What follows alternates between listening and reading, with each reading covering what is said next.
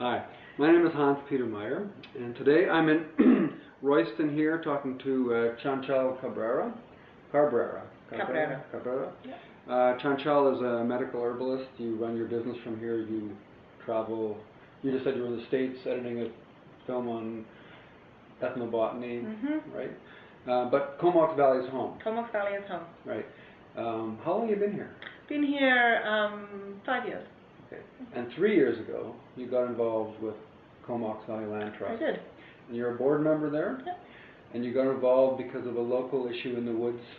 Yes, I was concerned about the Royston woods that were being damaged by people abusing them, basically. Quad bikes and pickups and parties, and couch burnings was the big one. They'd have a big Friday night party and then burn the couch. Well, I grew up here, I'm kind of at recreational activity as yeah. Well, as a medical herbalist, I actually harvest out there. I pick stuff in the woods, and so I'm in the woods a lot, and I was watching it getting really very, very damaged, to the point that we did a cleanup and took out 2 trailer loads of garbage from one trail that we were on. Wow. So you went to see Jack at the Land Trust, and they didn't help you with that issue, but you somehow got involved. So, why the Land Trust?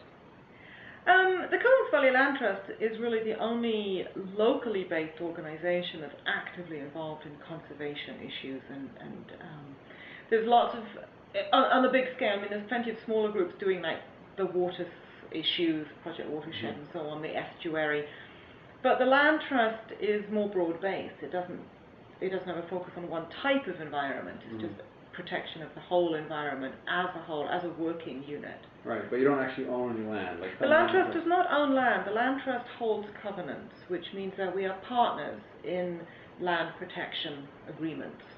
So people choose to remove some of their land from developability. A landowner can take a portion of land, it might be a small, an acre or so, or it could be 100 acres. They take a piece of their land and share title effectively with the Land Trust. I'm not sure legally that's quite what it is, but effectively what that means is that they agree never to develop that and to maintain it in its natural state, not only in their lifetime or their ownership of that land, but that protection goes with the property. So you sell your land or you die and your family inherit the land, the protection remains. So it's a way of maintaining ecological integrity in areas without it having to be a park or something. Exactly, exactly. Okay, so what's happening right now with the Land Trust that we should be knowing about? Well, I think the Land Trust is currently in a very exciting place. We're following through on a project that's been unraveling or unrolling for quite a while now, which is starting with a research project related to Natures Without Borders, which was an evaluation of the ecological status of the valley, what's working, what's not working, and from that has come the conservation strategy, which is really a tool for saying, well, this is what we think the environment should be like in terms of how it should work in its integrity and wildlife corridors and so on. Here's where we are, here's where we would like to get to, and the conservation strategy is really defining the steps to be taken to get to an environmental sustainability platform here in the valley. And that has then informed the regional growth strategy. So a number of pieces of the regional growth strategy were built upon ideas from Natures Without Borders. So the Land Trust has really been involved in pushing and promoting a regional growth and conservation strategy. We understand growth happens. We're not about to say, don't put up another building in the valley. That would not work. But sustainability does mean more than just environment. Sustainability means people being able to make a living here and think for their children to be able to live well here as well. Right. So connect the dots for me. Like why something like the Comox Valley Conservation Strategy or the Land Trust? Why should that matter to me living on Willamore Avenue? Well, if you live on Willamore Avenue or you live downtown, I think it matters in some ways even more than the people who live in the countryside, because you don't have as many opportunities to get to green space. So I think the Land Trust matters to everybody in the valley, because we're all here because we love this place, this environment. We love the the mountains and the rivers and the ocean and the forest, and otherwise we would move to the city. We're here because we want to be in a small town with incredible countryside around it. And so we move here, or perhaps remain here if we were born here, because we love this environment that we live in. And so it behooves us to pay attention to maintaining and sustaining that environment. And the more people that move here, the more that matters.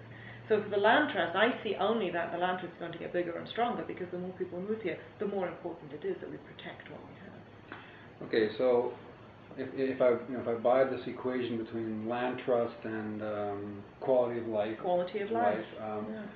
what can someone like me do to support the work that's happening at the Land Trust? I think there's actually a lot that the public at large can do. I mean, obviously we would invite you to join the Land Trust. And or donate to our fundraising opportunities, so that we can keep doing the work we're doing on your behalf.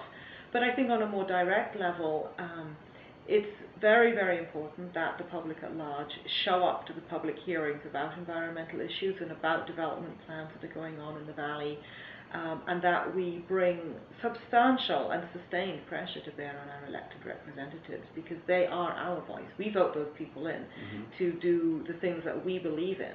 And so if enough people in this valley believe in the importance of keeping it green and sustainable for the future, then we need to vote. We need to get out and ask the questions of the politicians, especially the candidates who are standing for positions, and really get them to spell out what it is they believe in, and more specifically what they will do with it.